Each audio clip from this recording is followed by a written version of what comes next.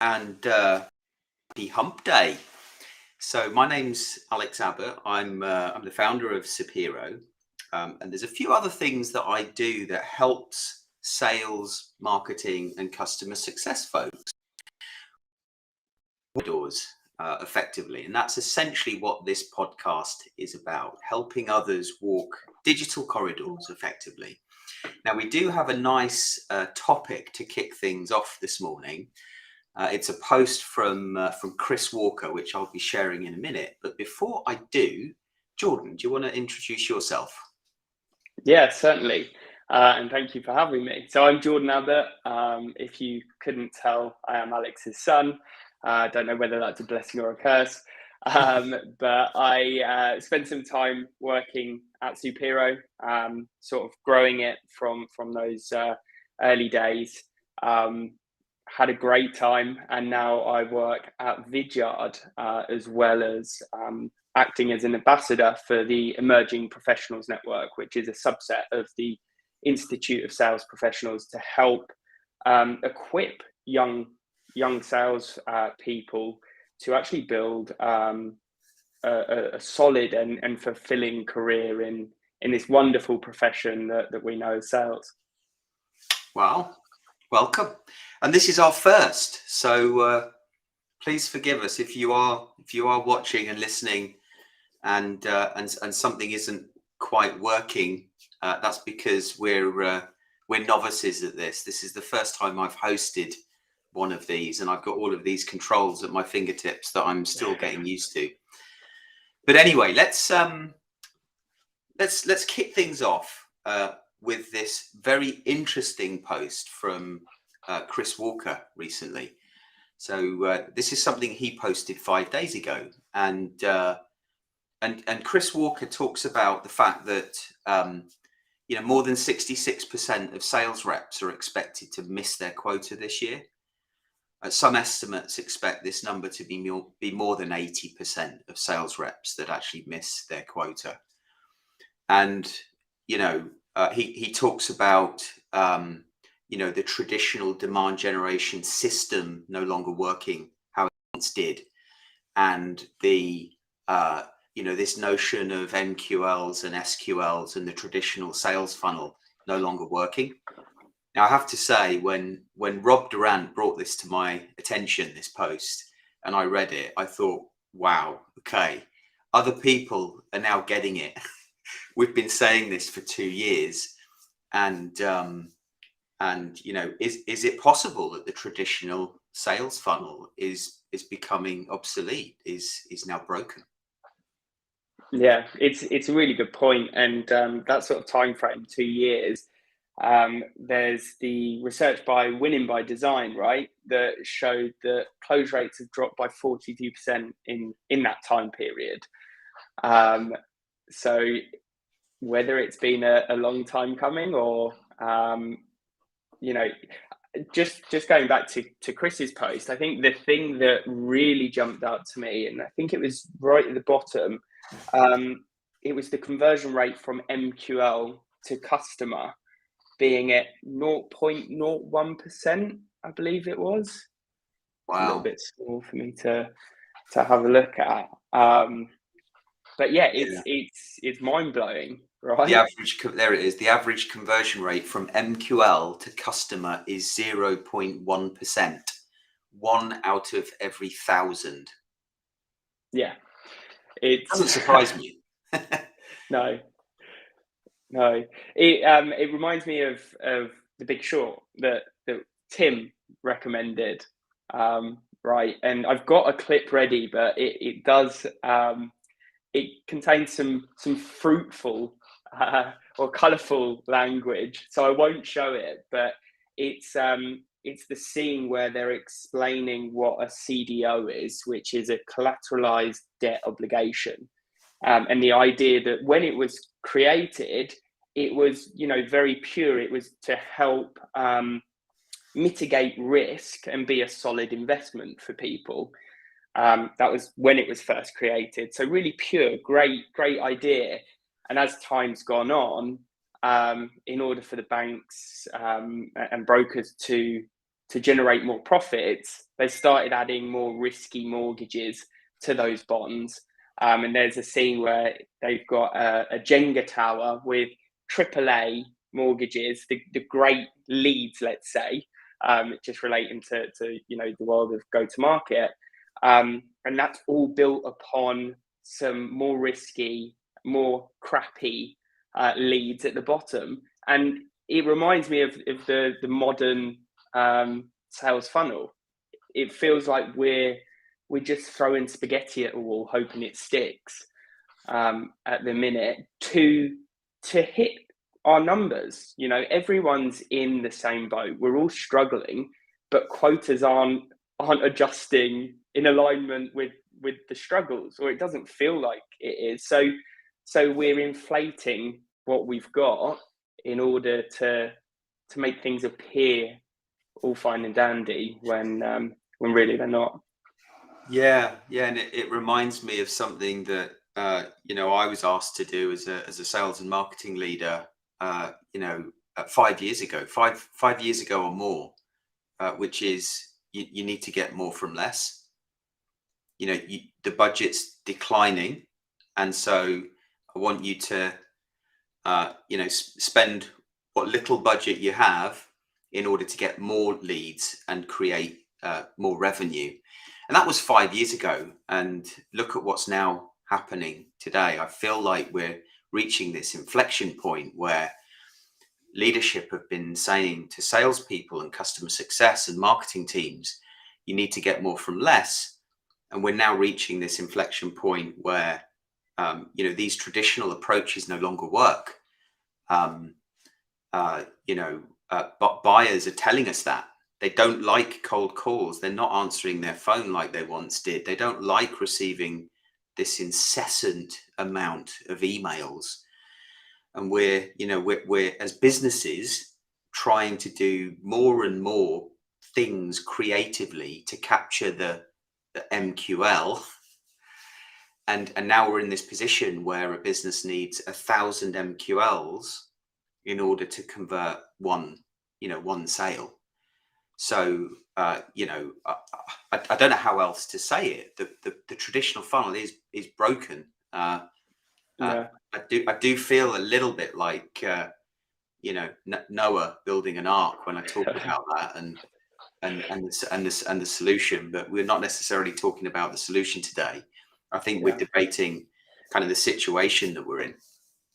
Yeah, certainly. And another question that's sort of top of my mind is, so this is my first real experience of working throughout an economic downturn.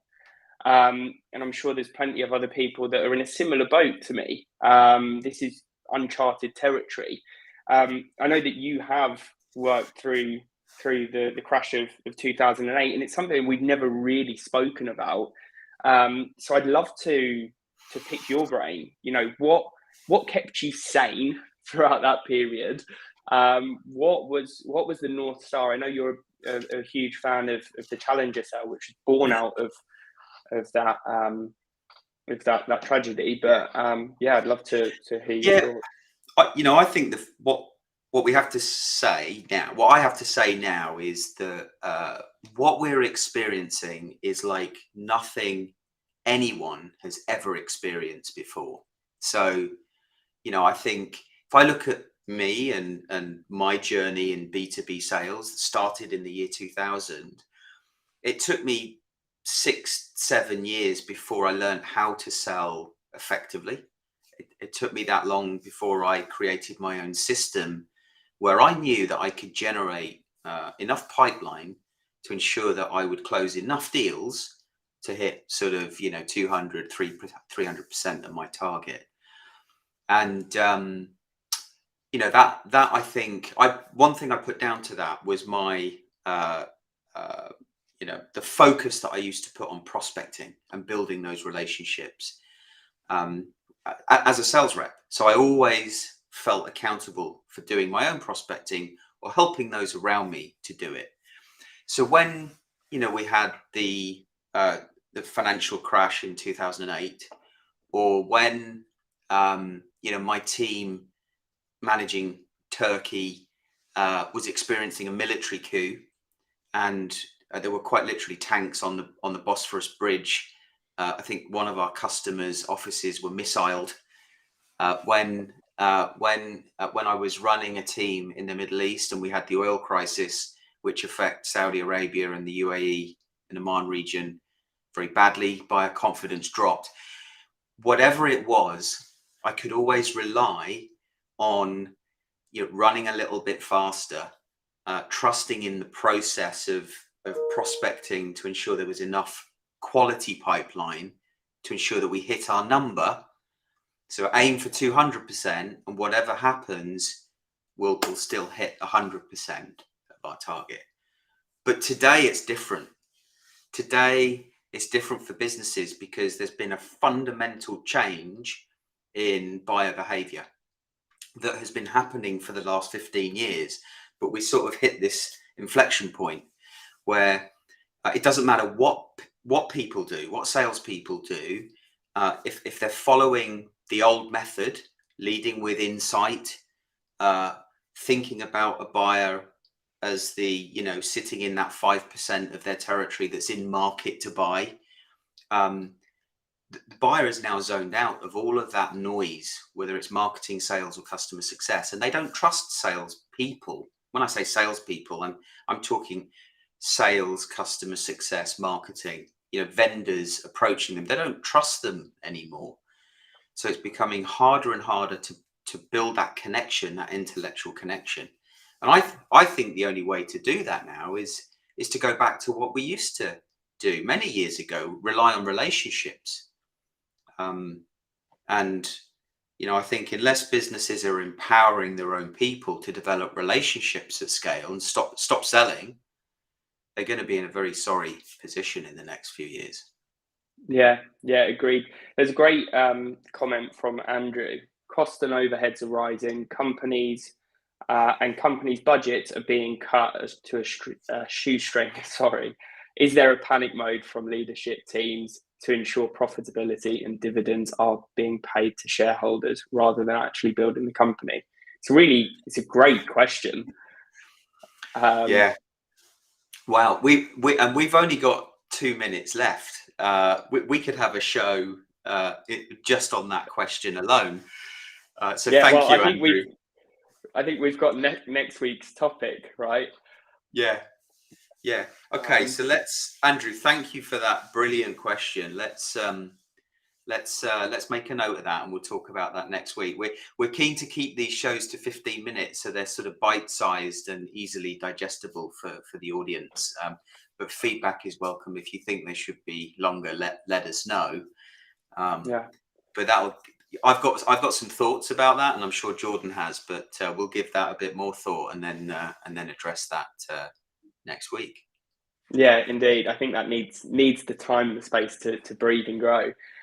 Just with time in mind, as an overview, the thing that you mentioned there, you always used to feel that you could trust in the process. As we know, that process no longer works, and Chris Walker touches on it in the video that's attached to that post.